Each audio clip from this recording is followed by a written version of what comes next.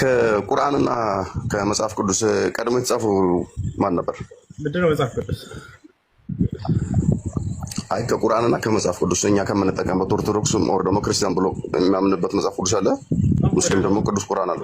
ማወዳደሩ ስህተት ምን እንደሆነ መልሱን አዳም አይደለም። ቀድሞ የተጻፈው ማን ነው?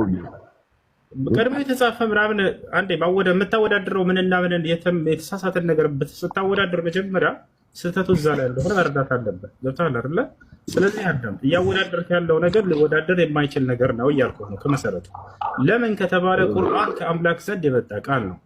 መጽሐፍ ቅዱስ ግን ማንን እንዳጻፈውና እንዴት እንደተጻፈ እንኳን አታውቅም። ገብቶሃል አይደለ? እንዴት እንደተጻፈው ይታወቃል። ማን የጻፈው ንገረኝ። 40 ሰዎች በመንፈስ ተመርተው ጻፉት። ማን ይባላሉ? ጻፈ ቁርአን ደግሞ ከሰማይም ስለመውረዱ ከፈጣሪ ዘንድ ስለመውረዱ ማስረጃ ቃል በቃል ይናገራል። እነሆ ለተንዚሉ ረቢል ዓለሚን ነዘለ ቢሂ ሩሑል አሚን እኮ እኔ ልሰጥህ ነው ከአምላኬ ዘንድ በቀጥታ ለመውረዱ። ነብዩ የተናገሩት አለ። እሳቸው አይደለ የተናገሩት፣ ማድረስ ብቻ ነው የእሳቸው ንግግር አይደለም። ወኢነሁ ለተንዚሉ ረቢል ዓለሚን ነዘለ ቢሂ ሩሑል አሚን ዐላ ቀልቢከ ሊተኩነ ሚነል ሙንዚሪን። ይህ ቁርአን ከዓለማቱ ጌታ የተወረደ ነው ይላል። ነዘለ ቢሂ ሩሑል አሚን ታማኙ መንፈስ መልአኩ ገብርኤል ይዞት ወረደ ይለናል።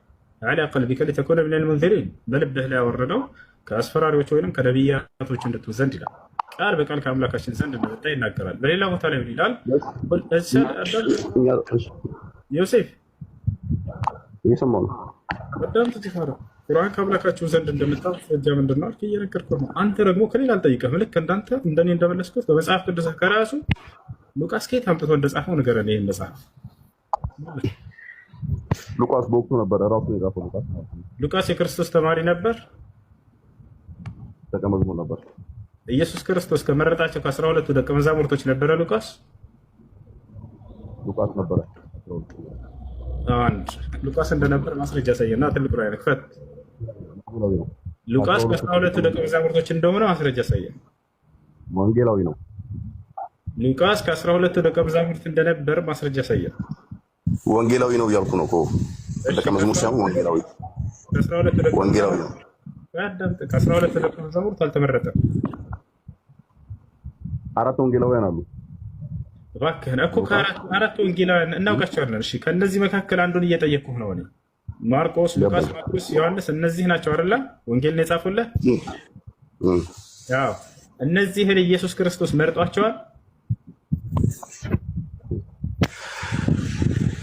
በደንብ ነው የመረጣቸው። በጣም ጥሩ። ማርቆስን እና ሉቃስን ኢየሱስ እንደመረጣቸው ማስረጃ ሳይገኝ አሁን ከመጽሐፍ ቅዱስ ይቅርታ፣ አሁን በእጄ ላይ መጽሐፍ ቅዱስ የለም። እንዲሁ በሀሳብ ደረጃ ነው ላውራ የነበረውና በቃ እኔ ያለሁኝ እኔ አወጣልሃለሁ፣ ችግር የለውም። ማስረጃውን ታውቀዋለህ። የት እንደሚገኝ ራሱ የመረጣቸው 12 ገባኝ። ጻፈን ራሱ ማን እንደጻፈው ጭራሽ ክርስቶስ ያልመረጣቸው አካሎች የሆኑ ግለሰቦች ተነስተው የጻፉትን መጽሐፍ እዚህ ከቁርአን ጋር ለማወዳደር የማይሆን ስህተት ነው እያልኩ ጥያቄ መልስልኝ። ቆይ ጥያቄ መልስልኝ እንደሆነ ታዲያ አንተ አሁን ከመጽሐፍ ቅዱስ ቁርአን ይቀድማል እያልከኝ ነው አይደል? ቁርአን ይቀድማል። ቁርአን ቀድሞ ነው የተጻፈው ከመጽሐፍ ቅዱስ። ቁርአን ይቀድማል። ከማን ዘንድ መጣ የሚለውን ነው። ቁርአን ከማን ዘንድ ነው የመጣው? ከአምላክ ዘንድ። ጊዜና አንድ ቅዱስ ቁርአን ለምንድን ነው የምትሉት? ቅዱስ ቁርአን ለምንድን ነው? ቅዱስ ከሆነ ከአምላካችን ዘንድ ስለመጣና ከስህተት የጸዳ ስለሆነ አይደለም። ቅዱስ ማለት ምን ማለት ነው? ንጹህ ማለት ነው። ቅዱስ ማለት ምን ማለት ነው?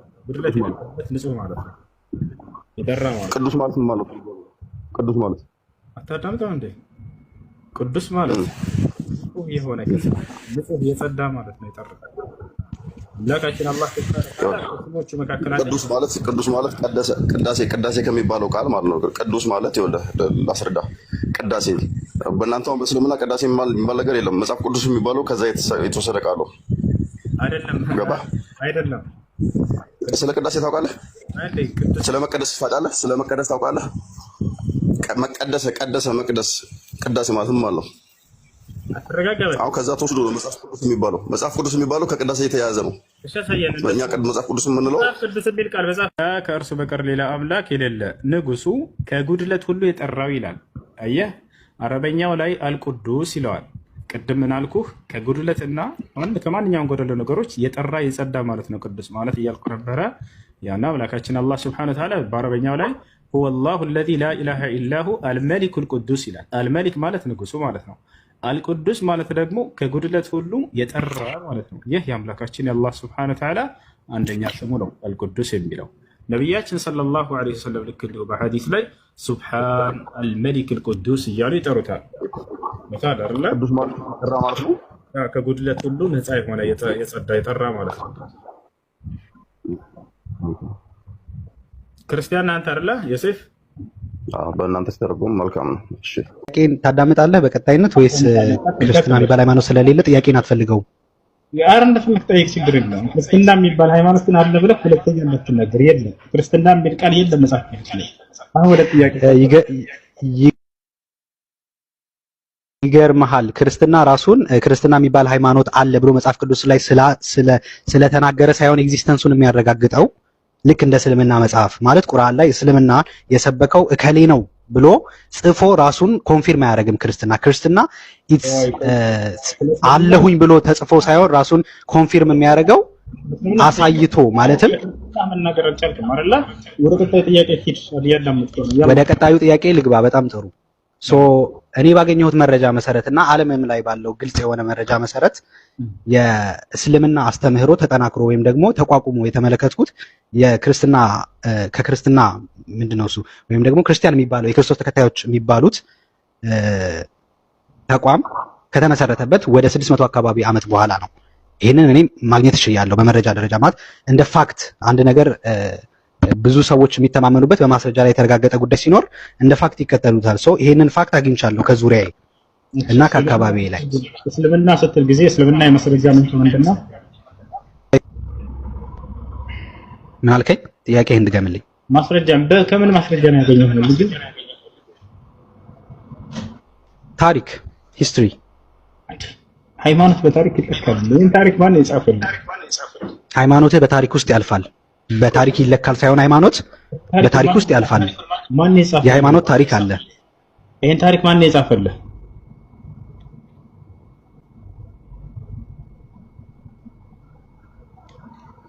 መልስ።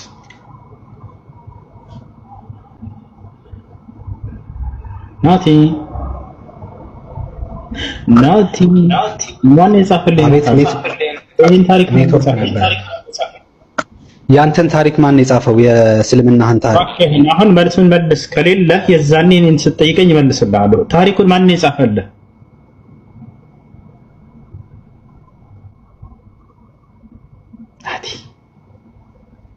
ናቲ ወይኔ ክርስቲያኖች ያሳዝናል ወላሂ። ናቲ አሎ ማስረጃ ምንድነው? ታሪክ ናቲ የጌታ ያሳዝናላችሁ። ክርስቲያን ወደ 3 ቢሊዮን ክርስቲያን አለ አለ። ክርስትና የሚል ሃይማኖት አለ ወይ? የለም መጽሐፉ ላይ ግን ክርስቲያኖች አሉ።